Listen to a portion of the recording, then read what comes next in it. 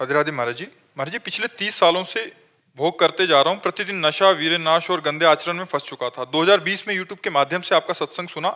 90% नशा और अन्य भोग छोड़ चुका हूँ। महाराज जी, महाकुंभ स्नान और काशी दर्शन करने के बाद एक संकल्प लिया कि कभी दोबारा नशा नहीं करूंगा, गंदे आचरण नहीं करूंगा।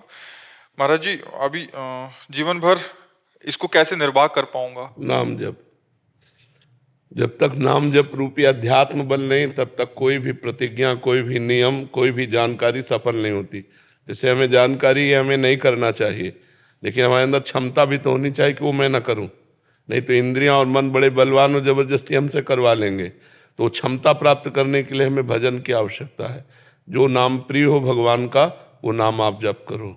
और नाम जप करने का जो हमारे अंदर भाव आना चाहिए, वो तभी आएगा जब हम मांस न खाएं, शराब न पिएं, पराई माता बहनों की तरफ गंदी दृष्टि न करें। अगर ये हम पापाचरण करेंगे तो फिर भजन में रुचि नहीं हो पाएगी। फिर ये केवल मतलब ड्रामा होता है। फिर माला झोली और आचरण बुरे, तो फायदा क्या है नहीं। भगवान के मार्ग में हम कह रहे हैं दिखावा मत करो, सच्चाई से चलो। तो थोड़ा भी चलोगे तो भगवान उतने से ही प्रसन्न हो जाएंगे। और दिखावे में आजकल दिखावा बहुत बच्चा हो रहा है। हाथ में माला झोली है, दिमाग में प्रपंच है, आचरण में गंदगी है, कोई लाभ नहीं मिल रहा है। हम कह रहे हैं मत दिखावा करो, थोड़ा भजन करो, आचरण पवित्र रखो, संयम से रहो, परोपकार करो, भगवान प्रसन्न हो जाएंगे। विदेश में रहते हो? हाँ जी, अमेरिका में रहता हूँ। हाँ, तो वहाँ पवित्र रहना तो बहुत कठिन है। मैंने पिछले 5 सालों से हर मंगलवार को मैं हनुमान जी के दर्शन करता हूँ, सुंदरकांड का पाठ पढ़ता हूँ। मैं 23 साल का था तब चला गया था, अकेला था और गंदे चीजों में फंस गया वहां पे, शराब वराब के चक्कर में। तो अभी मैंने हाल ही कुछ महीनों पहले नाम जप शुरू कर दिया है, 3-4 दिन से। अच्छा, ये शराब छोड़ दी? 95%। नहीं, 100% छोड़ो। आज वृंदावन में हमारे पास आने के बाद परसेंट बचा रहे, पूरा 100% छोड़ो। भी संकल्प लिया है, महाकुंभ स्नान के बाद कभी हाथ नहीं लगाऊंगा। हाँ, नहीं तो आज और संकल्प दृढ़ कर लो कि वृंदावन में बैठ के कहता हूँ कभी शराब नहीं पीऊंगा, कभी शराब को हाथ भी नहीं लगाऊंगा, कभी नशा नहीं करूंगा। हाँ ठीक है। दूसरी बात, मांस मैंने काफी हद तक छोड़ दिया है। नहीं, हद नहीं, पूरा छोड़ो, तभी तो आप सुधरोगे। रोटी दाल तो मिल ही जाती होगी अमेरिका में, ऐसा तो नहीं रोटी दाल नहीं मिलेगी। जैसा चाहो ऐसा भोजन कर सकते हो। हाँ। तो फिर इसे छोड़ो। बढ़िया बढ़िया सब्जी है, दूध है, मिष्ठान है, खान पान है, ये मांस छोड़ दो। 2 बातें क्लियर? 100% है? हाँ, क्लियर एकदम से। अच्छा, अब रह गई तीसरी बात, जो स्त्रियों की तरफ आकर्षण है। तो इस पर आप धीरे धीरे कंट्रोल कर लो, इस पर कंट्रोल कर लो, क्योंकि वहां व्यभिचार प्रवृत्ति खुला है। मतलब वहां किसी तरह का ऐसे रोक टोक नहीं, कोई धर्म मर्यादा नहीं कि तुम उसकी पत्नी हो, अगर हम तुम्हारी तरफ देखेंगे तो पाप लगेगा। तो इसलिए थोड़ा इसको कंट्रोल में अगर ले आना तो फिर बात बहुत अच्छी बन जाएगी नाम जप करते हुए। ठीक है? और हनुमान जी परम ब्रह्मचारी हैं, ऐसे पवित्र भगवान का आश्रय लेकर तो फिर और पवित्र रहना चाहिए। ठीक है? आप ऐसे करिए। अंकिता गोस्वामी जी, गुना, मध्य प्रदेश से। राधे राधे महाराज जी। महाराज जी, अपनी इच्छा शक्ति कैसे दृढ़ करें? अध्यात्म बल से। जब तक भगवान का भजन नहीं होगा तब तक अध्यात्म बल नहीं होगा। और अध्यात्म बल के बिना निश्चय नहीं पक्का होता। जैसे भीष्म जी का अध्यात्म बल पक्का है, तो एक बार व्रत ले लिया, अखंड ब्रह्मचारी रहूंगा, तो जीवन में कभी नहीं तोड़ा। तो हमारा जो निश्चय, हमारी जो इच्छा शक्ति परिपक्व दृढ़ हो, उसके लिए हमें नाम जप चाहिए। नाम जप के लिए पवित्र आहार चाहिए। पवित्र आहार के लिए धर्म पूर्वक कमाया हुआ धन होना चाहिए। धर्म जानने के लिए शास्त्रों का स्वाध्याय होना चाहिए, सत्संग सुनना चाहिए। तो शास्त्रों का स्वाध्याय, सत्संग और धर्म के द्वारा कमाए हुए अन्न से अपने उदर का पोषण और नाम जप, इससे सब ठीक हो जाएगा। निश्चयात्मिका बुद्धि हो जाएगी, परमात्म ज्ञान हो जाएगा, इच्छा शक्ति प्रबल हो जाएगी, जो हम सोचेंगे वो होने लगेगा। हमारे अंदर पावर तो होना चाहिए, भजन का पावर होना चाहिए, भगवान की कृपा का पावर होना चाहिए। तो हम जब तक शास्त्रों का स्वाध्याय नहीं करते तो हमें पता नहीं होता क्या करना चाहिए क्या नहीं करना चाहिए, तो अधर्म बन जाता है। अधर्म जो हमारी बुद्धि को भ्रष्ट कर देता है। और जब हम शास्त्र सम्मत संतजनों के सम्मत आचरण करते हैं और भगवान का भजन करते हैं तो हमारी आध्यात्मिक शक्ति बढ़ती है। तो हम जो सोचते हैं वो मंगलमय सोचते हैं और वो मंगलमय हो ही जाता है। और जब हमारी बुद्धि अपवित्र होती तो अमंगलमय सोच करते हैं, अमंगल भी हो जाता है। देखो, कोई भी दुख नहीं चाहता, लेकिन सबको दुख भोगना पड़ता है। तो कहीं ना कहीं त्रुटि है, हमारे आचरणों में त्रुटि है। हम चाहते सुख हैं, क्रिया करते सुख के लिए है, दुख कभी नहीं चाहते, पर दुख पिंड नहीं छोड़ रहा। इसका मतलब हमारी क्रियाएं गलत हैं, हमारी धर्म विरुद्ध आचरण है। धर्म विरुद्ध आचरण का फल दुख है, धर्मयुक्त आचरण का फल सुख है। और परमानंद की प्राप्ति भगवान के भजन से होती है। तो दुख सुख दोनों से ऊपर उठकर परमानंद में हमारी वृत्ति रहे, इसलिए हमें हर समय नाम जप करना चाहिए। नाम जप के लिए पवित्र आहार, ये जो आजकल खान पान सब चल पड़ा है ना, बहुत गलत चल पड़ा है। बाजारों में पवित्र आहार थोड़ी मिलता है, वो सब उनको ज्ञान ही नहीं पवित्रता का। बस तुम अपनी जबान के स्वाद के लिए ये वो इधर उधर का खरीद के खाओगे, बुद्धि खराब होगी। और फिर कहते हैं हमारा भजन में मन नहीं लगता। भजन में मन तब लगता है जब पवित्र विचार, पवित्र आहार, पवित्र आचरण, पवित्र वातावरण, तो परम पवित्र भगवान में चित्त जुड़ता है। किसका प्रश्न है? हाँ, समझे आप जी। शिल्पा जी हिमाचल से। राधे राधे। राधे राधे महाराज जी, आपके चरणों में कोटि कोटि नमन। महाराज जी, ये जन्म मरण का चक्कर क्या है, क्यों है, मोक्ष की प्राप्ति कैसे हो? ये जन्म मरण का चक्कर एक भ्रम है।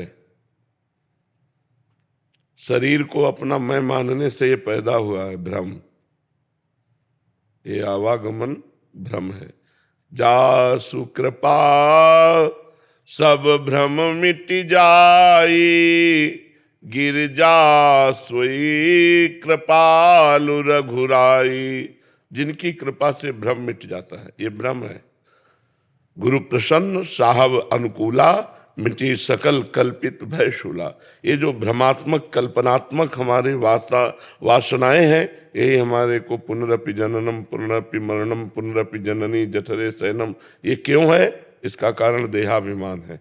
मैं स्त्री हूँ, मैं पुरुष हूँ, इस भाव को स्वीकार करके जो हम बर्ताव करते हैं, यही हमारे जन्म मरण का हेतु होते हैं। और इससे छूटने का उपाय है सदगुरु की शरण लेकर उनके द्वारा बताई हुई मंत्र उपासना में निरंतर अपने चित्त को जोड़ा जाए, तो हमारे हृदय में भगवान की कृपा से ज्ञान प्राप्त हो जाएगा। जहाँ शरीराभिमान नष्ट हुआ, जहाँ इंद्रियों की चंचलता नष्ट हुई, जहाँ मन एकाग्र हुआ, उसी समय मोक्ष है, क्योंकि बंधन कभी हुआ ही नहीं। आत्मा का कभी बंधन नहीं हो सकता। तो जैसे सोए हुए पुरुष का कोई गला काट रहा हो तो उसको किसी भी तरह नहीं बचाया जा सकता, एक ही उपाय है, केवल उसको जगा दिया जाए। समझ रहे हैं? जैसे सोया हुआ कोई पुरुष है, उसका कोई गला काट रहा है, तो अब चाहे पूरी फौज लगा दो, उसको आप बचा नहीं सकते, क्योंकि बाहर से उसका कुछ हो ही नहीं रहा, उसका स्वप्न में हो रहा है, तो उसको जगा दो। ऐसे ही चाहे जितने झाड़ फूंक जंतर मंतर बांध लो, आवागमन से मुक्त नहीं हो सकते। एक ही उपाय है, ज्ञान में जग जाओ। ये ज्ञान हो जाए कि मैं शरीर नहीं हूं। देखो अभी 50-50 वर्ष हो गए, एक सेकंड भी हमें ज्ञान नहीं हुआ कि मैं शरीर नहीं हूं। हर समय अपने शरीर को ही मैं मानकर, तो यही शरीर को मैं मानकर विचरण करना, जीवन व्यतीत करना, ये जन्म मरण का हेतु है। जन्म मरण एक भ्रम है, अविद्या है, और वो बिना ज्ञान के दूर नहीं होता है। समझ पाए आप? प्रद्युम्न कुमार गोस्वामी जी। राधे राधे महाराज जी। महाराज जी, सर्वधर्म परित्यज्य मामेकम शरणम व्रज। महाराज जी, गीता में भगवान ने कौन से धर्म को छोड़ने की बात? भाई भाई का एक धर्म है, पिता पुत्र का एक धर्म है, पति पत्नी का एक धर्म है, भाई बहन का धर्म है, एक मित्र मित्र का धर्म है, एक समाज का धर्म है। बहुत से रिश्ते नाते, अपने जो कर्तव्य कर्म है, ये सब धर्म के अंतर्गत आते हैं। तो भगवान कह रहे सर्वधर्मान परित्यज्य, तुम इन सब धर्मों को त्याग दो, एकमात्र मेरे से संबंध करो, तुमेव माता च पिता तुमेव बंधुश्च सखा तुमेव विद्या द्रविणं तुमेव सर्वम मम देव देव। जो भी संबंध मानो भगवान से मानो और भगवान का सुमिरन करो, भगवान की शरण में रहो। तो कहते हैं अहम त्वाम सर्व पापेभ्यो। सर्व का तात्पर्य है संचित कर्म जो जमा है, हमारे प्रारब्ध जो आ रहे हैं, क्रियमाण जो नया कर रहे हैं। अहम त्वाम सर्व पापेभ्यो मोक्षयिष्यामि मा शुचः। मैं तुम्हें समस्त पापों से मुक्त करके परम पवित्र कर दूंगा। तुम समस्त धर्मों का त्याग कर केवल मेरे को स्वीकार करो। भगवान को स्वीकार करना भागवत धर्म है। त्यज लोक धर्मान, लोक धर्मों का त्याग करके भागवत धर्म को स्वीकार करो, भगवान की शरण में हो जाओ, भगवान का चिंतन करो, तो भगवान तुम्हारे सारे पापों को नष्ट कर देंगे। पाप ही दुख देने वाले हैं, अर्थात तुम्हारे सारे दुखों का नाश हो जाएगा। समझ पाए किसका प्रश्न था? तो आप समझ पाए जी। मनोज कुमार वर्मा जी, वृंदावन से। महाराज जी, आपके चरणों में कोटि कोटि प्रणाम। महाराज जी, आपने पिछली वार्तालाप में कहा था वृंदावन बसी के इतनो बड़ो सयान, जुगल चरण के भजन बिनु निमिष न दीजो जान। महाराज जी, इन पंक्तियों को अपने जीवन में आत्मसात करने का निरंतर प्रयास चल रहा है। महाराज जी, जब जब भजन करने बैठता हूं तो पता नहीं कौन से वो सभी कार्य आ जाते हैं जो भजन में पहले कभी सोचे ही नहीं होते, सारा प्रपंच। महाराज जी, ऐसे में जीवन का उद्धार कैसे होगा? नहीं, वो निकल रहे हैं ना, तो उसमें परेशानी क्या है? गंदगी निकल रही तो परेशानी क्या है? जब हम भजन में बैठते, मन एकाग्र करते हैं, तो मन रूपी चिप में अनंत जन्मों के प्रोग्राम भरे हुए हैं। जब नाम जप करते तो सब डिलीट होना शुरू होते, तो हमें परेशानी क्या? हमें तो अच्छा हो रहा है ना। अगर वो ना निकलते तो परेशानी थी। वो आ नहीं रहे हैं, वो निकल रहे हैं, वो सब प्रपंच डिलीट हो रहा है। मन निर्मलता की तरफ जा रहा है। जैसे जैसे मन निर्मल होगा वैसे वैसे श्री भगवान प्यारे लगेंगे, प्रिया प्रीतम प्यारे लगने लगेंगे, भजन में स्वाद आने लगेगा, नाम का नशा चढ़ जाएगा। इसी से तो सब आध्यात्मिक उन्नति होती है। तो निर्मल मन जन सो मोहि पावा, मोहि कपट छल छिद्र न भावा। तो ये जो कपट छल छिद्र भरा हुआ है, प्रपंच भरा हुआ है, उसी को नाम तो निर्मल कर रहा है। ऐसे देखो, ऐसे आपको उतना गंदगी नहीं दिखाई देगी, लेकिन भजन में बैठो तो वो निकल रहा है। ऐसे देखो, यहाँ गंदगी नहीं है, अभी सब खड़े हो जाओ और झाड़ू लगाओ, अभी कूड़ा निकल आएगा। नहीं क्या? तो नाम झाड़ू लगाता है मन में, तो अनंत जन्मों की जो वासना है वो सब निकलती है। तो साधक परेशान हो जाता है। वही काम, वही क्रोध, वही गंदी बातें, वही प्रपंच। और जब भजन में बैठते हैं तब आती हैं। आती नहीं है, तुम्हारे मन से निकल रहे हैं। अगर आती होती तो भजन करने वाला कभी निर्मल मन हो ही नहीं सकता था। समझ रहे? वो भजन करने वाला ही निर्मल मन होता है। तो फिर ये क्या है? ये गंदगी निकल रही।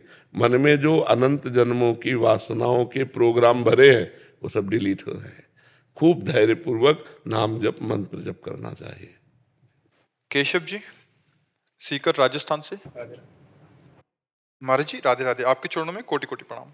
महाराज जी, हमारे जीवन का परम उद्देश्य क्या है? हमारा जन्म किस कारण, किन उद्देश्य की पूर्ति के लिए हुआ है? बड़े भाग मानुष तन पावा, सुर दुर्लभ सद ग्रंथन गावा। साधन धाम मोक्ष कर द्वारा, पाई न जे परलोक संहारा। ये काहे के लिए मिला है? परलोक संहारने के लिए, मोक्ष पदवी प्राप्त करने के लिए, भगवान की प्राप्ति के लिए मिला है। 83,99,999 योनियों में ये मनुष्य देह विवेकपूर्ण है। हर देवता चाहे जितना बड़ा सामर्थ्यशाली वो भजन नहीं कर सकता, वो भगवान की प्राप्ति नहीं कर सकता, मनुष्य कर सकता है। देव दुर्लभ देहि कहे, दुर्लभो मानुषो देहो। बड़े भाग मानुष तन पावा, सुर दुर्लभ, देवताओं के लिए दुर्लभ। अब देवताओं के लिए क्या दुर्लभ, थोड़ा विचार करो। देवताओं के लिए दुर्लभ क्या है? देवता निकलते हैं तो सुगंध होती है, अपने तो दुर्गंध है। मनुष्य देह में योग्यता क्या है जिसके लिए कहा गया सदग्रंथन गावा? सदग्रंथ गा रहे हैं इस मनुष्य देह की महिमा को, तो उसका कारण है एकमात्र केवल भगवान की प्राप्ति। न देवता कर सकते हैं, न सुअर कुत्ता बन के की जा सकती है। एकमात्र मनुष्य शरीर मिला तो हम नाम भगवान का जप करके भगवान को प्राप्त कर सकते हैं, अच्छे आचरण कर सकते हैं, दूसरों को सुख प्रदान कर सकते हैं, अपना परलोक संभाल सकते हैं, मोक्ष पद प्राप्त कर सकते हैं। अगर ये सब नहीं है तो तिनते खरसूकर स्वान भले, उनसे गदहा सुअर कुत्ता अच्छे। क्यों? वे अपना भोग भोग करके पवित्र हो रहे हैं और हम पाप करके अपवित्र हो रहे हैं। वो ऊपर उठ रहे हैं, उनको मनुष्य बनने का चांस मिलेगा, हम मनुष्य बन के नीचे गिर रहे हैं। इसलिए मनुष्य का प्रधान कर्तव्य है इसी जन्म में जन्म मरण के चक्र से हम मुक्त हो जाएं, हम भगवान के प्रेम में दीवाने हो जाएं, हम अपने धर्म का पालन करने में दृढ़ हो जाएं, हम परोपकार करने में उत्साह रखें, दूसरों को सुख प्रदान करने में, तो हमारा काम बन जाए। हमारा जन्म हुआ है भगवान की प्राप्ति के लिए। Air vice marshal Rajesh Bhandari ji. Radhe Radhe Maharaj ji. Maharaj ji, मैं वायुसेना में 35 साल से अधिकारी हूँ। आपकी कृपा से आज उच्च पद पर कुछ समय बाद सेवानिवृत्त होने वाला हूँ। महाराज जी, मुझे आप आगे का समाज और देश सेवा के लिए मार्गदर्शन करें कि मैं आगे क्या करूँ महाराज जी। उसे देश सेवा तो आपकी पर्याप्त हो ही गई है, अब अपने देह सेवा को कर लो कि अब हमको आवागमन चक्र में ना आना पड़े। अगर आए भी तो भगवान के पार्षद बनकर आए और जगत का मंगल करें। अपने देश का ही क्या, विश्व का मंगल करने की योग्यता भगवान दे देते हैं। मान लो जैसे ज्ञान संपन्न है तो उसके ज्ञान से देश विदेश सबका लाखों का कल्याण होता है। तो आपने देश सेवा तो कर ली, अब रिटायर होने वाले हो, तो जो समय मिले तो हमारे भारत के नौजवानों को उसकी योग्यता कैसे हो, वो कैसे अपने जिस डिपार्टमेंट में आप रहे हैं उसके तो सब लक्षण गुण योग्यता पता है आपको, तो अपने योग्य बनाओ उनको। जो भी आसपास जवान आपके अनुकूल मिले जो इधर उधर भटक रहे हैं तो उनको सही रास्ता दिखाओ और स्वयं सही रास्ते पे चलो। नाम जप करो, कोई नशा न करो, मांस आदि मत खाओ। अब जो जीवन का समय है एक संत की तरह व्यतीत करो, गृहस्थ में रहते हुए शास्त्रों का स्वाध्याय करो, संतों के वाणी सुनो, नाम जप करो, और जब समय मिले तो नौजवानों को सही राह में लाओ। जो नौजवान भटक रहे हैं उनको व्यसन से बचाओ, व्यभिचार से बचाओ, गंदी बातों से बचाओ, और उनकी जो जोश है वो हमारे देश की सेवा में लगे, ऐसी योग्यता उनको प्रदान करो। ठीक है जी। ममता जी नागपुर से। राधे राधे। राधे राधे महाराज जी। महाराज जी, मन हमेशा विचलित रहता है। कभी कभी अच्छा करने की चाह रखकर कोई कार्य करते हैं तो हमसे वो कार्य बिगड़ जाता है। जाने अनजाने में हमारे हाथ से जो पाप हो रहे हैं, क्या उससे भी हमारे कर्म हमें भुगतने? बिल्कुल भोगने पड़ेंगे। अवश्य में भोक्तव्यम कृतम कर्म शुभाशुभम, छींक का भी परिणाम मिलता है। मतलब एक छोटे से भी कर्म का हमको दंड मिलेगा। देखो, एक मांडव्य नाम के ऋषि थे, महाभारत में कथा है, तो उन्होंने एक तितली की गुदा में, बच्चे थे तो बम्बूल का कांटा डाल के छोड़ दिया। खेल खेल में तितली पकड़ी और एक बम्बूल का कांटा उसकी गुदा में डाल के छोड़ दिया। अब जब ये शयाने हुए तो घोर तपस्या में संलग्न हुए। महाभारत में भगवान व्यास देव जी ने लिखा, ऐसे हाथ उठा करके दोनों पैरों के पंजे पर खड़े होकर ऐसे मंत्र जाप करते हुए समाधिस्थ थे। कुछ चोर लोग राजा की संपत्ति को चुरा करके भाग रहे थे, तो राजकर्मचारियों ने पीछा किया। तो उन्होंने सोचा संत के आश्रम में अगर हम छुप जाएं तो बच जाएं। तो आश्रम में जाते हुए राजकर्मचारियों ने देख लिया और वहीं जाके छुप गए, तो माल सहित चोर पकड़े गए। राजकर्मचारियों की बुद्धि में भ्रम आया और बोले, नाटक कर रहा है तपस्या का, ये चोर पालता है और चोरी करवाता है। उनको भी बंदी बना लिया। अभी उनको होश ही नहीं है। राजा के सामने ले गए, राजा ने हुक्म कर दिया, सूली की सजा उस समय चलती थी, सूली की सजा दी जाए। सूली की सजा होती है उसको ऊपर से ले जाकर गुदा के निशाने से ऐसे पटक दिया जाता है, तो भाले जैसा एक यंत्र होता है, उसमें घुस जाता है गुदा में, और वो तड़प तड़प के कितने घंटों में मरेगा, वो क्षमता होती है। अब जो ही सूली की सजा दी गई तो जो अन्य साधारण जीव थे वो तो, लेकिन इनके जो ही सूली गई तो उनको चेतना ही समाधि से बाहर हुए, तुरंत पद्मासन लगा लिया सूली पे पद्मासन लगा लिया। अब जब दूसरे दिन अन्य वध करने के लिए लाए गए तो पुराने वाले उतारे, जो ही देखा कि महात्मा वो भाग करके गए, उन्होंने बताया तो गाय आगे करके बड़ी नम्रता से उनका, महाराज मुझे पता नहीं था कि आप संत हैं, आप कृपा करो। बोले मुझे इससे मतलब नहीं, तेरे को कोई दंड नहीं, हम सीधे यमराज को दंड देंगे, क्योंकि निर्णायक वहां से निर्णय होता है ना। तो मुझे सूली से निकालो, लाख प्रयास किया गया, सूली से नहीं निकले, तो सूली काट दी गई, तो उनका नाम हुआ अणिमांडव्य। और वो तत्काल अंतर्ध्यान होकर यमपुरी पहुंचे और यमराज से कहा ये किसकी सजा है, ये क्यों सजा दी? क्योंकि जब से मुझे होश है तब से मैंने कोई पाप नहीं किया। पूर्व का है या वर्तमान का है? तो उनका बच्चापन की अवस्था का 8 वर्ष के आप थे, एक तितली की गुदा में कांटा डाल के छोड़ दिया था, तो तुम्हारी गुदा में सूली डाल के काट दी गई, निकली नहीं। तो उनका पहले तो 8 वर्ष के बच्चे को शुभ अशुभ का ज्ञान ही नहीं होता। आज से मैं नियम बनाता हूं कि 14 वर्ष की अवस्था तक के पहले के किए हुए पाप नहीं लागू होंगे, वो आज भी है। 14 वर्ष की अवस्था के पहले के पाप यमराज के यहाँ दंड नहीं। अपने शायद भारत सरकार में भी उसको विशेष दंडनीय नहीं माना जाता, नाबालिग के उसमें छोटे मोटे सजा दे करके उसे मुक्त कर दिया जाता, उसको सुविधा दी जाती है। हाँ, सुधार की सुविधा दी जाती है। तो ये यमराज के यहाँ नियम बना दिया और कहा तुम यहाँ यमपुरी में बैठे आनंद ले रहे हो, मृत्यु लोक का तुम माया जाल जानते नहीं, इसलिए मैं साप देता हूँ 100 वर्ष तक तुम मृत्यु लोक में मनुष्य बनकर विचरण करो। तो वही विदुर जी के रूप में यमराज जी आए, साक्षात यमराज जी विदुर जी के रूप में, तो धर्मराज के अंश से युधिष्ठिर जी महाराज आए। तो मांडव्य ऋषि 8 वर्ष की अवस्था में तितली के गुदा में कांटा छोड़ा, तो उनकी गुदा में सूली धसी कि नहीं धसी? तो हमारे छोटे छोटे कर्मों का भी फल हमको भोगना पड़ेगा, इसीलिए होश से कर्म करे। और अगर सर्व कर्मों का नाश करना हो तो भगवान एक उपाय केवल बता रहे हैं, सर्वधर्मान परित्यज्य मामेकम शरणम ब्रज, तो अहम त्वाम सर्व पापेभ्यो मोक्षयिष्यामि मा शुचा। तुम सब धर्मों को छोड़कर मेरी शरण में आ जाओ और मेरा भजन करो, तो मैं तुम्हारे सारे पापों को नष्ट कर दूंगा, भगवान कह रहे हैं। अन्यथा कोई दूसरा उपाय नहीं, फिर तो भोगना ही पड़ेगा। अवश्य में भोक्तव्यम कृतम कर्म शुभाशुभम। कौस्तुभ मणि जी हरिद्वार से, राधे राधे। राधे राधे महाराज जी, आपके चरणों में कोटि कोटि प्रणाम। महाराज जी, जब हम प्रभु के स्मरण मात्र से, एक बार नाम लेने मात्र से भक्त की आंखों में अश्रु आ जाते हैं, ऐसे भक्त को परम भक्त कहते हैं। महाराज जी देखो, ये एक बार में नहीं होता, बहुत जब अभ्यास किया जाता है, अभ्यास करते करते हृदय जब द्रवित होता है, तब राम रोमांच हो गया, अश्रु आने लगे। ये बहुत भजन का फल है। एक बार तो उसने अभी बोला, लेकिन असंख्यों बार उसने जब किया, तब उसका हृदय जन्म जन्मांतर से भजन करता चला आ रहा है, तब उसका हृदय पवित्र हुआ। और पवित्र हृदय में जब पुकार की, तो एक बार जिन नाम ली हित सो है अति दीन, ताको संग न छाणहि ध्रुव अपनो कर लीन।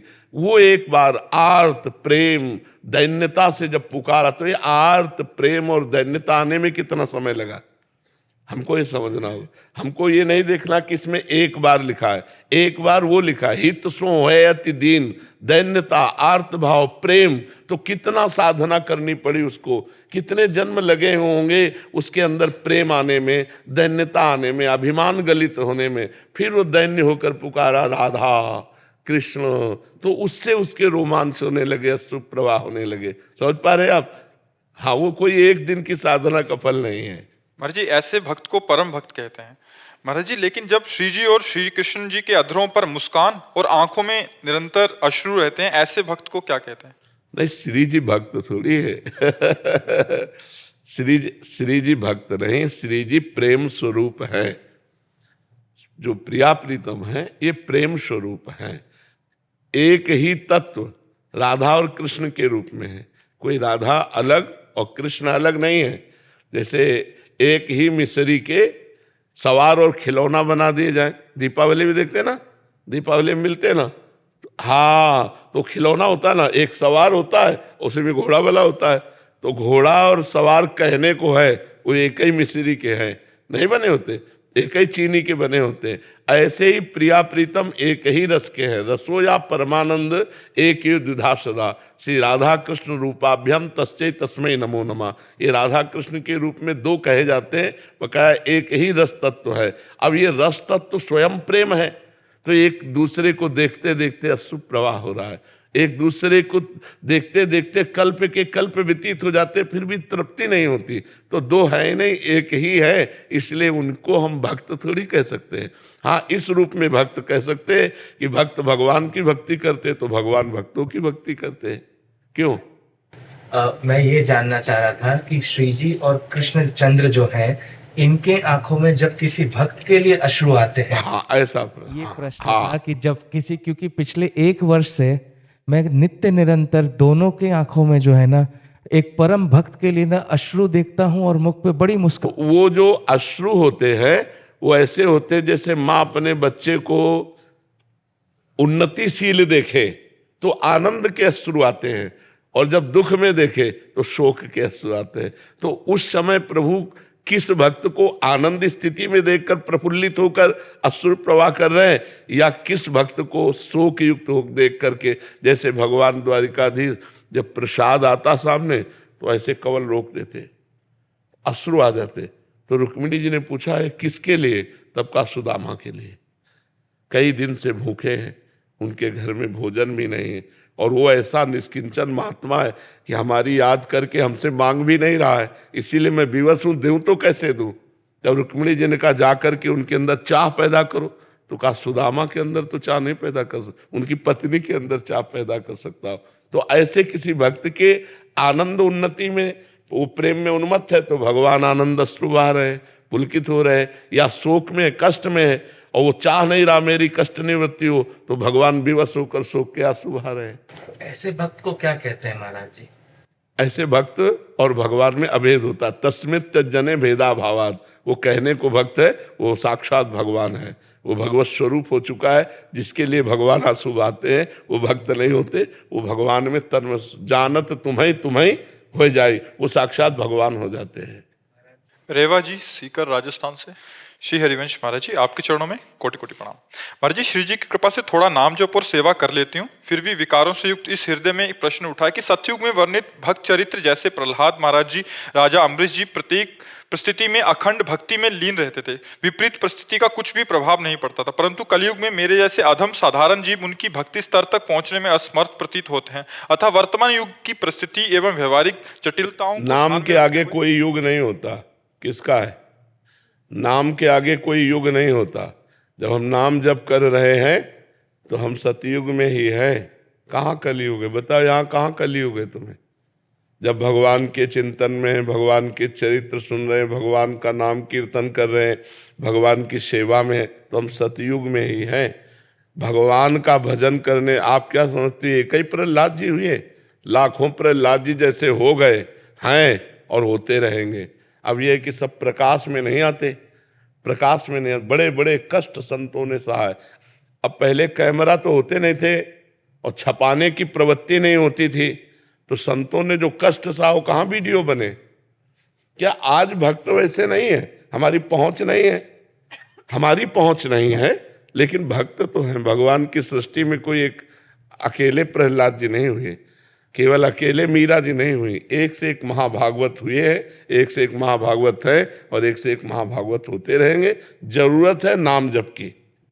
महाराज जी, नाम जप तो होता है लेकिन देखो, निरंतर नाम जप प्रभावशाली नहीं होता महाराज। नहीं, प्रभावशाली तभी होगा जब आचरण पवित्र होंगे। आचरण गलत होंगे, जैसे इनसे अभी हम कह रहे थे, आचरण गलत होंगे तो नाम का प्रभाव नहीं प्रकाशित होगा, और आचरण पवित्र होंगे तो नाम का प्रभाव शुरू हो जाएगा। पहला प्रभाव जलन, हृदय में आग पैदा हो जाएगी, जिस जलन से सारे पाप नष्ट होते हैं। फिर दूसरा प्रभाव होगा आनंद, फिर तीसरा प्रभाव होगा परमानंद, फिर रिद्धियां सिद्धियां जो भी चाहे, पर इसके लिए समय चाहिए। सातु दीर्घ काल निरंतर सत्कार सेवितो दृढ़ भूमि। जब दीर्घ काल तक निरंतर आदर के सहित नाम जप किया जाता है तो वो दृढ़ भूमि हो जाता है हृदय में और अपना प्रभाव दिखाता है। तो आप नाम जप को आदर सहित, विश्वास सहित जप कीजिए और चरित्र पवित्र रखिए।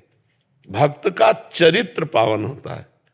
देखो, रावण में कोई कमी नहीं थी, तपस्वी था, बलवान, विद्वान, जो भी आपको सब था, वह एक कमी थी, चरित्र दूषित था, चरित्रहीन था।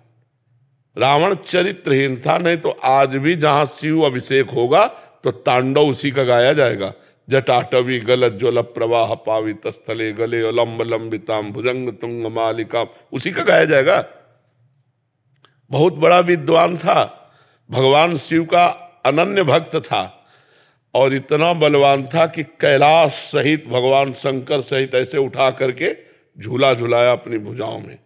लेकिन चरित्रहीन हो गया तो बंदर उसकी खोपड़ी में ऐसे पैर मारते थे, जैसे कोई फुटबॉल में नहीं तो 20 बार काटे गए।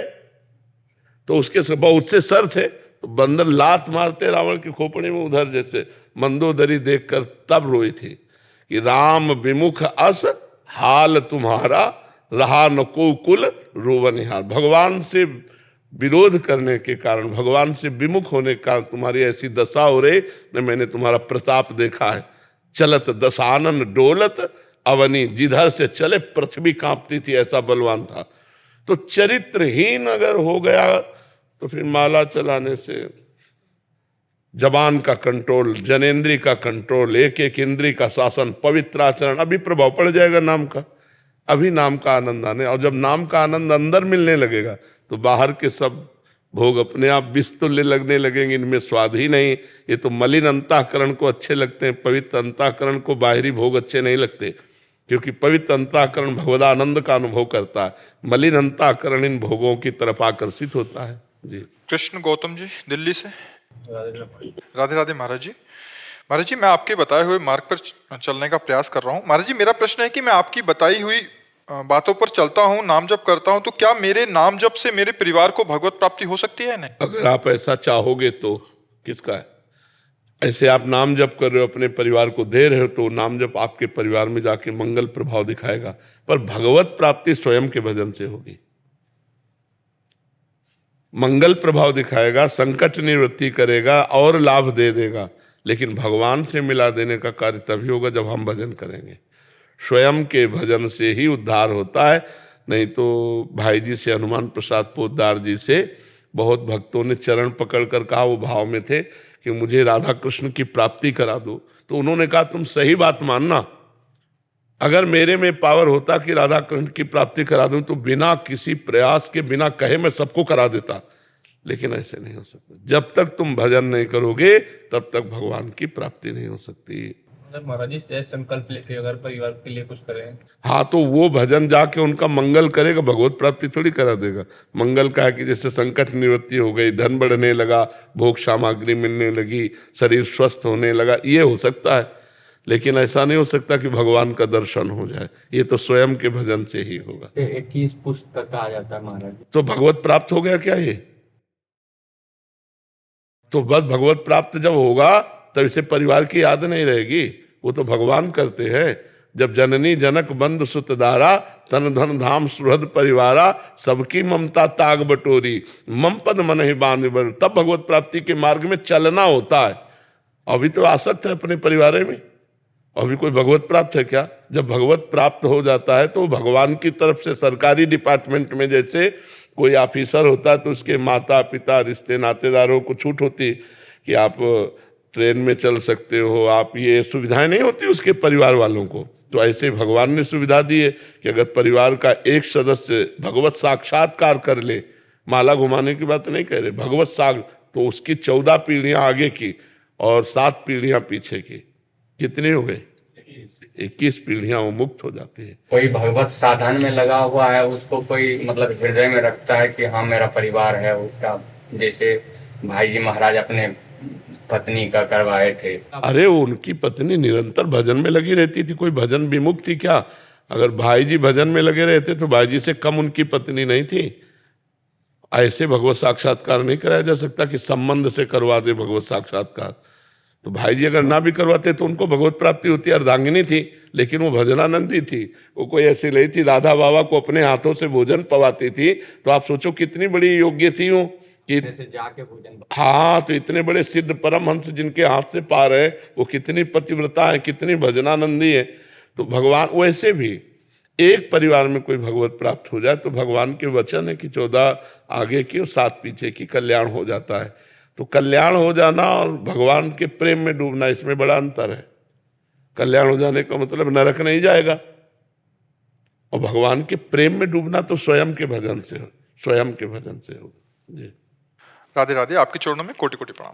महाराज जी, आप समझाते हैं कि हमें हमेशा हमारे माता पिता का सत्कार करना चाहिए, कभी भी उन्हें दुख नहीं पहुंचाना चाहिए, लेकिन कई बार माता पिता की इच्छा का पालन करना, उनकी बात मानना बहुत ही ज़्यादा कष्ट या भार बन जाता है। महाराज जी शायद ये कहना चाह रहे हैं कि जब उनके लिए लड़का ढूंढते हैं तो वो इनको अनुकूल नहीं होता, तो फिर अगर ये मना करते हैं तो उनको कष्ट होगा, तो मतलब ऐसे में उनको मना करना चाहिए, फिर इनको बहुत एंजाइटी हो जाता है, बर्डन हो जाता है कि अब देखो, मेरे मन के अनुकूल। ये तो अभी चला है कि आप मना कर सकती हो, नहीं तो सैकड़ों वर्षों पीछे यही चला है कि माता पिता ब्याह तय करके आए और लड़की ना फोटो चलती थी, फोटो भी नहीं चलती थी पहले, तो ब्याह तय कर आए और ब्याह हो गया, और जब दूल्हा और दुल्हन तब परस्पर देख पाए कि दूल्हा कैसा है दुल्हन कैसी है, नहीं, और पूरे जीवन निर्वाह करते थे, पूरे जीवन।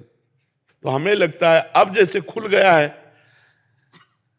अब तो देखे के ब्याह कर ले, इतने बहुत बड़ी कृपा है, नहीं तो रह के ब्याह करते, नहीं करते, लिव इन रिलेशन।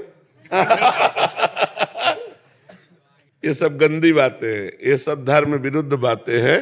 हाँ, हम आपसे प्रार्थना करेंगे कि आप अपने अनुकूल जब पति आपको मिले, क्यों? क्योंकि आपने अपनी अनुकूलता ठान ली है। यदि आपके अनुकूल पति नहीं मिला और आप ब्याह करेंगे तो आप निर्वाह नहीं कर पाएंगे, और निर्वाह ना हुआ तो दूसरे परिवार को भी उजाड़ देना ही होगा। इसलिए भले माता पिता को इस बात पर दुख पड़े, लेकिन आप अपने अनुकूल वर्ग से ही ब्याह कीजिएगा और भगवान से प्रार्थना कीजिएगा कि आपके माता पिता को अनुकूल वर मिले और आप उसमें सम्मिलित हो जाए। इसमें माता पिता का दुख इस समय देखने लायक नहीं है, क्योंकि मान लो आपने अपनी जबान बंद रखी और आपके मनोनुकूल बात नहीं पड़ी और आप निर्वाह नहीं किए, तो उस परिवार का तो आप उजाड़ कर देंगे ना, क्योंकि आपका मनोनुकूल पति नहीं है तो आपका व्यवहार उसके अनुकूल नहीं, तो पूरा परिवार बिगड़ जाएगा ना। तो मुझे लगता है कि थोड़ी देर के लिए अपने माता पिता को दुख हो, आप मना कर दें। महाराज जी, पर कई बार वो ऐसे उम्मीद करते हैं कि मैं करूं, उनकी बात मानूं, नहीं तो वो। तो आपको भी देखना चाहिए कि कुछ माता पिता की उम्मीद में आप अनुकूलता अपनी छोड़ सकते हैं कि नहीं, क्योंकि आपके मनोभाव में कैसा पति है अब ये तो आप ही जान सकती हो। अब माता पिता तो अपने हिसाब से इतने देखेंगे कि लड़का लड़की के रंग से मिलता है कि नहीं, हमारी सामर्थ्य के अनुसार लड़का है कि नहीं, लड़का पढ़ा लिखा है कि नहीं। अब ये तो केवल बाहरी देखने की होगी, बाहरी देखा जा सकता है, आचरण और स्वभाव नहीं देखा जा सकता। थोड़ी देर के लिए सच धज के गोरा पीला कोई आ गया, लेकिन उसके आचरण, उसका स्वभाव ये तो पता नहीं चलेगा, ये तो भगवान के ऊपर छोड़ा जाता है। तो कुछ भगवान के ऊपर छोड़ दो और कुछ अपनी बात देख लो, कभी न कभी ऐसा संयोग तो बनेगा ही, कोई न कोई दूल्हा तो भाग्य में होगा ही, तो माता पिता भी खुश हो जाए और दूल्हा भी अनुकूल मिल जाए। इसके लिए भगवान शिव की आराधना करो। सीता जी ने किया, गोपियों ने किया, गोपी जनों ने भगवान को प्राप्त करने के लिए कात्यायनी आराधना की। दुर्गा देवी की पूजा करने सीता जी जाती थी कि नहीं जाती थी? रुक्मिणी जी ने किया। सब आद्या शक्ति हैं, तब भी भगवान शंकर और देवी दुर्गा की आराधना की। तो हमें लगता है कि आजकल नई बच्चियां जो बॉयफ्रेंड बनाती हो, दुर्गा देवी की काहे आराधना करेगी? लेकिन महाराज जी, जो कहा जाता है कि पहले भाग्य में जो लिखा रहता है जहाँ के लिए। अच्छा, आप बताओ, ये बॉयफ्रेंड और गर्लफ्रेंड क्या भाग्य की बात है? ये नवीन कर्म है, इसे क्रियमाण कहते हैं। 3 कर्म होते हैं, एक संचित कर्म, एक प्रारब्ध कर्म और एक क्रियमाण कर्म। ये क्रियमाण गंदा कर्म है, क्रियमाण है। ऐसा कभी शास्त्रों में नहीं लिखा रहा, ऐसा कभी हमारी समाज में नहीं रहा। तो हमें लगता है बच्चा बहुत सावधान है, ना ज्यादा नाना करते हुए अवस्था मत व्यतीत कर देना कि हर रिजेक्ट करते रहो। कहीं किसी न किसी को अनुकूल बना के और गृहस्थी में जाओ। देखो, अगर पति स्वभाव से पवित्र हो और थोड़ा गरीब हो तो हमें लगता है कि स्वीकार कर लेना चाहिए, और धनी हो और आचरण अपवित्र हो तो फिर स्वीकार नहीं करना चाहिए। थोड़ा रूप भी कम हो लेकिन स्वभाव पवित्र हो, आचरण पवित्र हो तो स्वीकार कर लेना चाहिए, क्योंकि उससे जीवन आनंद में व्यतीत होगा। ज़्यादा ऊपर की तरफ ना बढ़े नहीं तो कभी कभी धोखा हो जाता है। तो इसलिए हमें लगता है कि थोड़ा सा धन की तरफ न पड़े, धर्म की तरफ देख ले तो अच्छा है। अगर उसके धर्माचरण ठीक है, आसपास के लोग बता देते हैं आसपास के लोग, और पवित्र स्वभाव, थोड़ा रंग का काला भी हो तो चलेगा, तो ऐसे देख लो। ज्यादा माता पिता को बार बार रिजेक्ट भी मत करना, कहीं ना कहीं तो अनुकूलता देख ही लेना जी। जिनेंद्र सोनी जी। राधे राधे। महाराज जी, आपके चरणों में कोटि कोटि प्रणाम। महाराज जी, शाकाहार मेरे संस्कारों में है महाराज जी, पर जब मैं लोगों को समझाने की कोशिश करता हूं तो वो तर्क कुतर्क करते हैं महाराज जी। ऐसे में हम उनको समय समझाएगा, उनको समय समझाएगा। जिनको संतों के वचन और सात्विक पुरुषों के वचन नहीं समझ में आते कि भाई मुर्गा बकरा इनमें सब में जीव है, आप इनको काटते हो, इनको खाते हो, बोले मैं काटता नहीं, मैं दुकान से ले आता हूँ। तो अगर आप ना खाओ तो वहाँ कटना बंद हो जाए ना, तो काटने का कर्ता पेरक भोक्ता इन सबको फल एक ही मिलता है। तो आप न कहीं हिंसा में है, और इसका जब दंड आएगा तो आपको भोगना पड़ेगा। देखो ऐसे ऐसे निर्दयी लोग हैं जो जिंदा पशुओं को जला करके उनका मांस खाते हैं। कहते हैं दूसरे देश तो बहुत उन्नतिशील हैं। हाँ, तो क्या भोग, मांस खाना, शराब पीना, इसको उन्नति समझते हो? अगर उन्नति समझते हो तो भ्रष्ट जीव हो तुम। क्या रुपया उन्नति है? आचरण पवित्र उन्नति है। यहाँ एक बार जिस स्त्री ने पुरुष का हाथ पकड़ लिया, आजीवन निर्वाह किया, वह आज इसके साथ कल उसके साथ। पर हमारे देश का सदैव अनुकरण करते रहे अन्य देश वाले। आज हम गिर रहे हैं इसलिए कि हम अन्य देशों का अनुकरण करें। ये जो boyfriend girlfriend live in relation, ये हमारे देश का नहीं, हमारे शास्त्रों का नहीं है, ये अन्य देशों से आया हुआ आचरण है जिसको आज स्वीकृति मिल गई है। अब देखो, एक लड़की एक बॉयफ्रेंड से 10 दिन बाद ब्रेकअप, दूसरा बॉयफ्रेंड, 20 दिन बाद उससे ब्रेकअप, तीसरा, इसको क्या बोलोगे आप? व्यभिचार प्रवृत्ति बोली जाएगी ना। अरे हम कह रहे हैं किसी लड़की को अगर ऐसा है तो एक बच्चे को वरण कर लो और उसके माता पिता से मिल के ब्याह करो, गृहस्थी में चले जाओ, कोई परेशानी नहीं। हम और पक्ष पे नहीं है, एक पक्ष पे दोस्ती करो, व्यभिचार मत करो। और जब तुम्हारी दोस्ती पक्की हो जाए तो फिर गृहस्थ धर्म में चले जाओ। फिर और जैसे गृहस्थ का प्रयोग होता है, आज हमारा जो गृहस्थ धर्म है बहुत संकट में है। मानो कई जगह व्यभिचार करने वाली लड़की, कई जगह व्यभिचार करने वाला लड़का, ये जब पाणी ग्रहण करेंगे तो मर्यादा में नहीं रहेंगे, क्योंकि ये पहले ही अपनी आदतें बिगाड़ चुके हैं। अब इनकी गृहस्थी कैसी रहेगी? पुरुष देख रहा है कि वो उनसे बात कर रहे, वो देख रहा है उनके साथ जा रहे, तो संबंध विच्छेद, संबंध का मिठास कहाँ रह गया, संबंध का भरोसा कहाँ रह गया, संबंध में विश्वास कहाँ रह गया, तो जीवन किस काम का? तो ये विदेश कोई उन्नतिशील नहीं है। आप क्या उन्नति मानते हो विदेश में? किस बात की उन्नति मानते हो? आनंद परमानंद कहाँ है? अगर यही उन्नति है तो हमारे पास विदेशी लोग आकर के क्यों बैठते हैं, क्यों जानना चाहते हैं कि तुम किस आनंद में हो? अरे तुम भारतवासी हो, अपने गर्व में रहो, अपने धर्म में रहो, अपनी महिमा में रहो, दूसरों की बातें मत देखो। ये संसारी पुरुष हैं, ये क्या जाने। केवल इतनी उन्नति है, अगर इतनी उन्नति है तो अपने भारत में पैसे की कमी नहीं है, एक से एक धनी है, तो क्या वो शांत है? अगर वो शांत है तो संतों के चरणों में क्यों जाते हैं? वो दान पुण्य धर्मात्मा आप क्यों बनना चाहते हैं? क्योंकि उसमें शांति नहीं है। शांति है दूसरों को सुख देने में, शांति है धर्म में चलने में, शांति है भगवान में। ये तो दूसरे केवल भोग योनि समझो। अन्य देशों में भोग योनि, उन्नति का मतलब क्या समझ लिया? उन्नति का मतलब रुपया होना, भोग भोगना, इतनी केवल उन्नति मानी जाती है क्या? ये तो नहीं। महाराज जी, मैं अध्यापक हूँ, तो मेरे सामने इस तरह की बहुत सारी सिचुएशन आती है।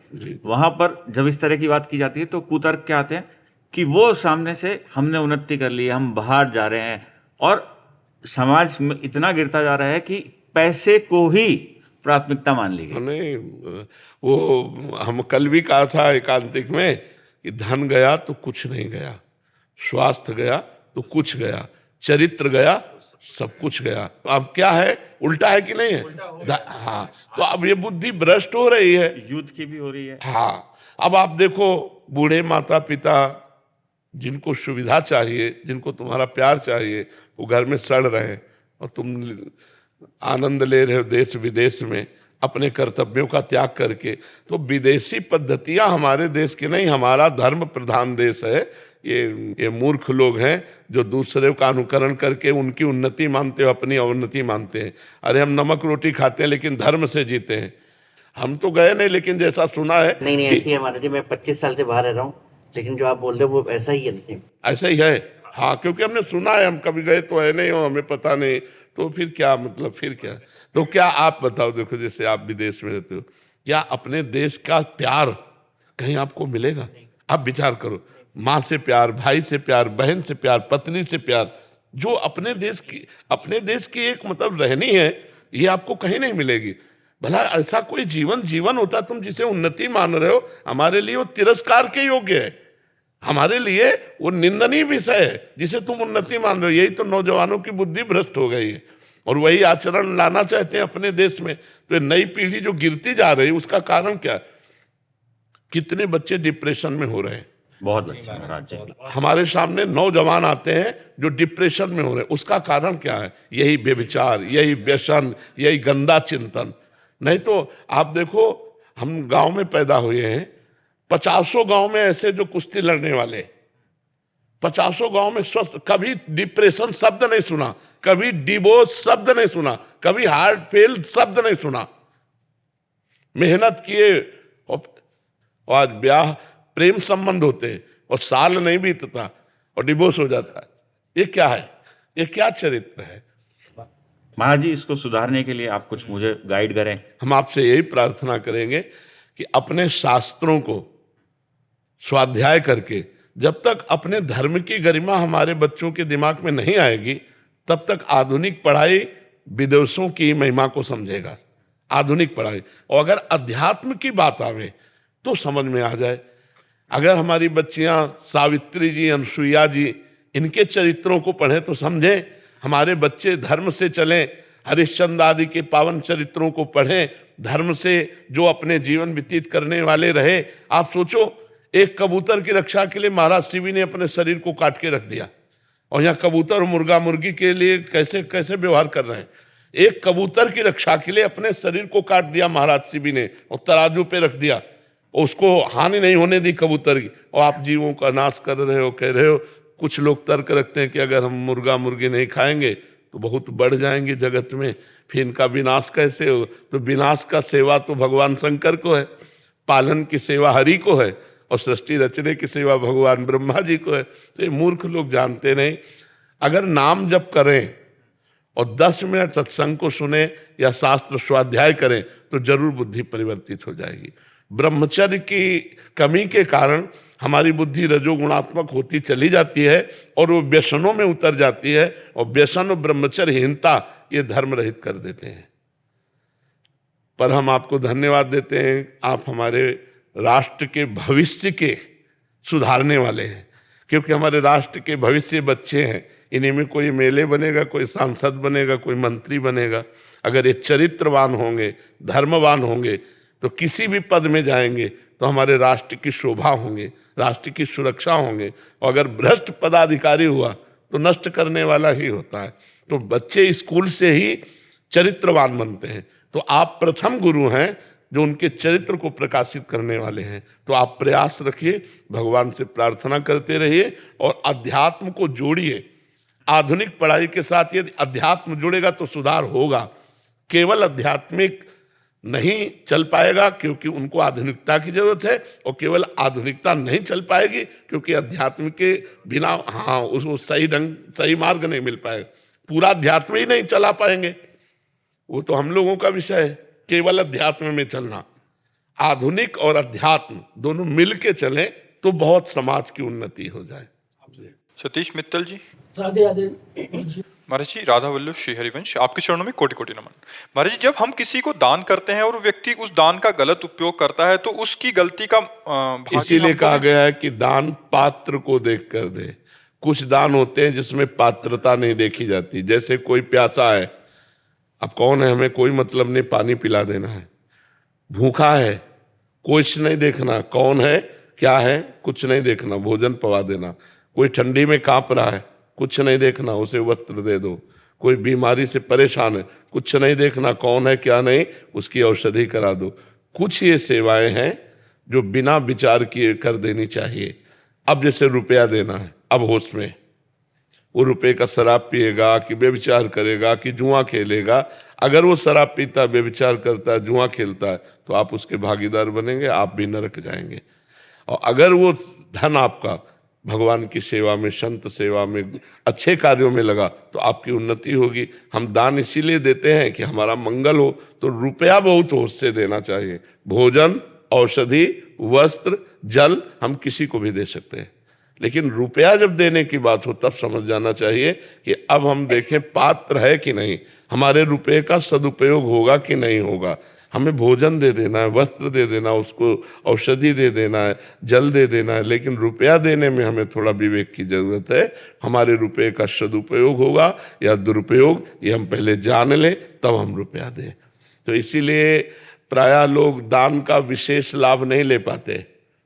उसमें दो कारण होते हैं। एक तो देहाभिमान होता है कि जो दान दिया उसे छपा दिया, उसे हजारों लोगों के कान तक पहुंच गया तो खत्म आपका पुण्य। और दूसरा होता है पात्र नहीं होता, मांगने के समय तो दैन्य होता है, इसके बाद फिर उसके आचरण क्या होते हैं, शराब पीता है कि मगर मस्ती करता है, जुआ खेलता है, क्या करता है, तो उसका अपराध आपको लगेगा। तो दान का सही लाभ है कि जैसे गौ सेवा, तो हम चारा दें हमें जाके, जहाँ हमें संशय है वहाँ हम सामान का प्रयोग करते हैं जो बेच भी न सके, और जहाँ ये हमें पक्का पता है कि हमारे धन का सदुपयोग होगा, साधु सेवा में जाएगा भगवान। एक बार नैमी सारण्य के स्वामी नारदानंद सरस्वती, तो कानपुर की एक धनी बुढ़िया गई, स्वामी जी मैं बहुत गरीब आदमी हूँ, और वहाँ तो बहुत से संत रहते, सब संतों की सेवा करना चाहती, पर 1 रुपया हमारे पास है। कहा लाओ, 1 रुपया लिया और भंडारी को बुलाया और कहा देखो इसका नमक ले आना और दाल में डाल देना, सब संतों को पाने का हो जाएगा। बुढ़िया सामने में 1 करोड़ रुपया, आज के 40 वर्ष पहले 1 करोड़ रुपया तुरंत ट्रांसफर चेक में, कि हमारे रुपए का सदुपयोग। जब 1 रुपये का सदुपयोग हो सकता है तो 1 करोड़ का कर सकते हैं सदुपयोग। तो रुपये का सदुपयोग हो, अगर दुरुपयोग हुआ तो दान फिर दुर्गति कराएगा, और सदुपयोग हुआ तो सदगति कराएगा। समझ पा रहे हैं आप? किशन जी, प्रिया जी, महाराज जी, इनका भी एक ऐसा प्रश्न है कि महाराज जी जो हम दान पुण्य या पूजा व्रत आदि करते हैं, अच्छे कर्म करते हैं, तो जैसे पति ने किया तो पत्नी और बच्चों को, या पत्नी ने किया तो पति और बच्चों को भी उसका भाग्य मिलता है? बिल्कुल बिल्कुल बिल्कुल बिल्कुल प्राप्त होगा। अगर पति कत्ल करता है, जेल जाता है, तो बच्चे पत्नी दुखी होते हैं? नहीं होते, उनकी व्यवस्था भंग हो जाती है। नहीं, अगर पति 1 लाख रुपया कमा के लाता है तो बच्चे और पत्नी को मिलता है ना। ऐसे ही शुभ अशुभ कर्म से पूरा नाता जुड़ा हुआ होता है। हाँ, जन्म मृत्यु चक्र में फिर अपना अपना हिसाब चलता है। मान लो एक सरकारी आदमी है, उसको जो सुविधाएं मिलती हैं तो उसके परिवार को भी तो भोगने को मिलते हैं। बोले अमुक ऑफिसर के माता पिता फ्री ट्रेन में चल सकते हैं, ऐसा है नहीं, तो उस कर्म का उसका फल मिल रहा है कि नहीं मिल रहा है? अगर आपका शरीर छूट जाता है तो जीवन भर आपकी पत्नी को पेंशन मिलेगी, आपके पुत्रों को सहयोग मिलेगा सरकार का, तो कर्मों का मिलता है हिसाब किताब, वो सब संयोग बनता है। लेकिन भगवान की प्राप्ति स्वयं से होगी, इसके लिए स्वयं भजन करना होगा। ये दान पुण्य से भगवान की प्राप्ति होती नहीं है। दान पुण्य एक अलग शुभ कर्म है, पाप अलग अशुभ कर्म है, जिसका दुख और सुख परिणाम है। और जो भजन है ये भगवान की प्राप्ति कराता है, ये आनंद की प्राप्ति कराता है, ये अखंड प्रसन्नता प्रदान करता है। इसीलिए हम सबको कहते हैं कि पैसा नहीं लगता, कोई मेहनत की बात नहीं, उठते बैठते चलते फिरते राम कृष्ण हरि राधा राधा, जो आपको प्रिय हो वो नाम जप करते रहो। दूसरों का जहाँ अवसर मिले उपकार कर दो, इसी से भगवान प्रसन्न हो जाएंगे। जी, भूरिदा जना जो भगवान की कथा करते हैं, भगवान का यश गाते हैं, वो बड़े दानी होते हैं। जीवों के कानों में भगवान की महिमा जब पड़ती है तो जितना कथा से कल्याण होता है उतना और किसी से कल्याण नहीं होता। अन्य कोई साधन ना हो, केवल भगवान की कथा गाई जाए और सुनी जाए, इसी से भगवत प्राप्ति हो जाएगी।